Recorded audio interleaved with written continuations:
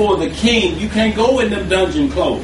They gonna clean you up. Right. They always do it. You can't go up in there and looking like where I had you, clean him up. That boy that was homeless and now got radio jobs. Did he show up anywhere in his homeless clothes? No, he had on a new suit and looking up, you like, okay, they cleaned him up. Joseph just cleaned himself because he knew he couldn't go before Pharaoh like that. Shaved himself up good. They gave him some new fresh raiment.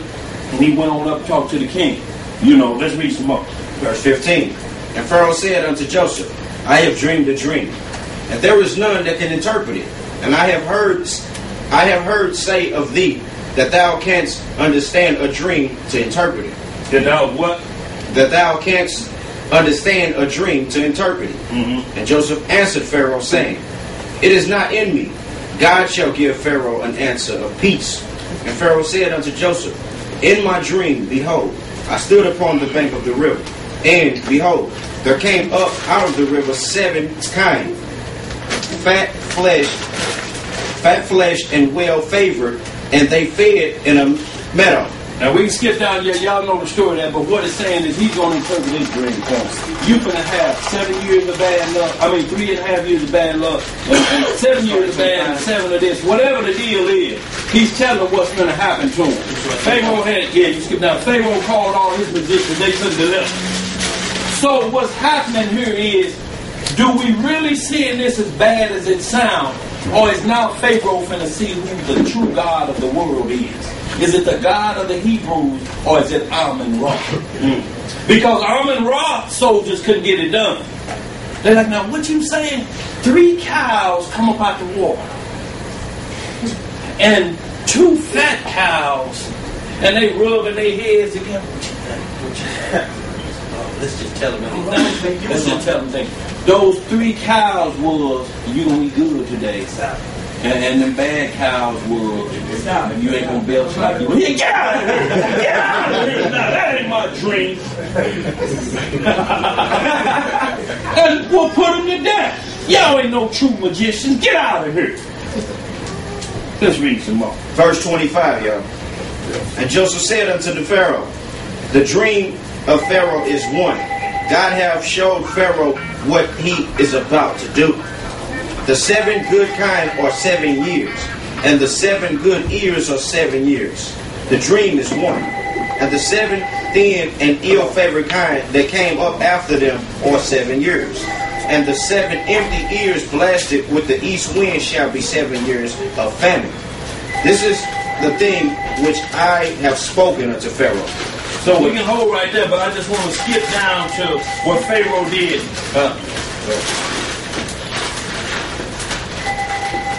No. Let's get down to verse 30. Let's get down to 37. Yeah. Verse 37. And the thing was good in the eyes of Pharaoh, and in the eyes of all his servants. And Pharaoh said unto his servants, Can we find such a one as this is? A man in whom the Spirit of God is. What is? The Spirit of God. Okay.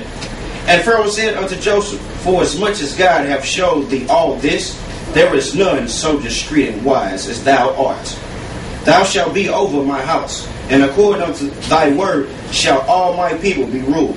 Only in the throne will I be greater than thou. So what Pharaoh said at this point, boy, everybody else is under you. You only answer to me.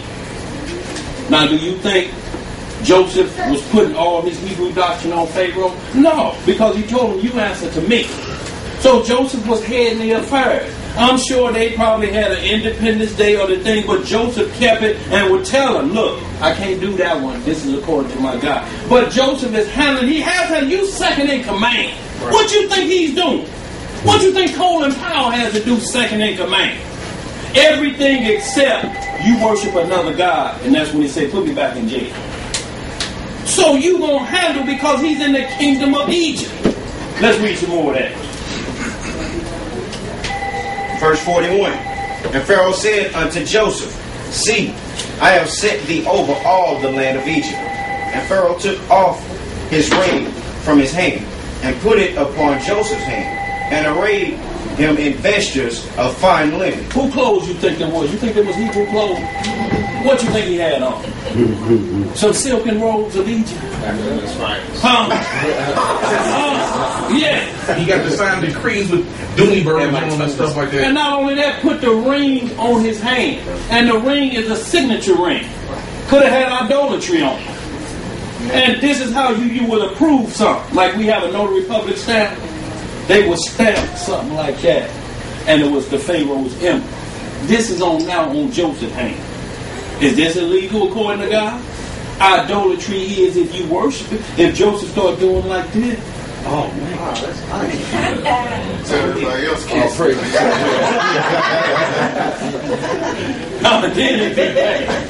So he had the Pharaoh's trademark. Had the Pharaoh's trademark. Let's read And put a gold chain about his neck. See, and this is what we don't want to do, to have people start to think because you work for this company and this company tied to this and you start to feel like I shouldn't be working for them because they doing something against it. You work.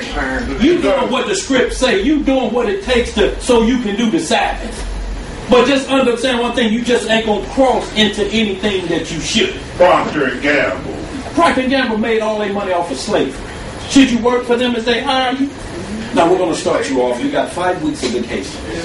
We're going to start you off in $100,000 and you'll have your own office laptop. You only report to me. I don't want that. So they're basically saying there is no difference between Joseph and Dathan. What? They're basically saying there's no difference between Joseph and Dathan. They're the same thing. No, it ain't right. That's what they're saying. There's no difference between Joseph and Dathan because Dathan was in like manner, but Dathan was a bootlegger. Dathan would have sold his mother out. I do anything. I'll do anything for you, Pharaoh. If that means sell my brethren out, if that means tell my God I don't want to worship no more, I'll do whatever you say if I can hold your cup. He was a Jesse Jackson. He was a Al Giblets and Gravy Sharpton. He was all these preachers that sell out like that just to be the cupbearer of the president. Let's read some more. Verse 43. And he made him to ride in the second chariot which he had. What you say, made him ride in? See, he's still keeping him at second place. So we got Hebrews to think because we know we Hebrews, that pushes us up in the first place. No, Christ got him set up in first place. You are servant. You overpower your master, then your set up master, I should say. Then you don't need Christ no more.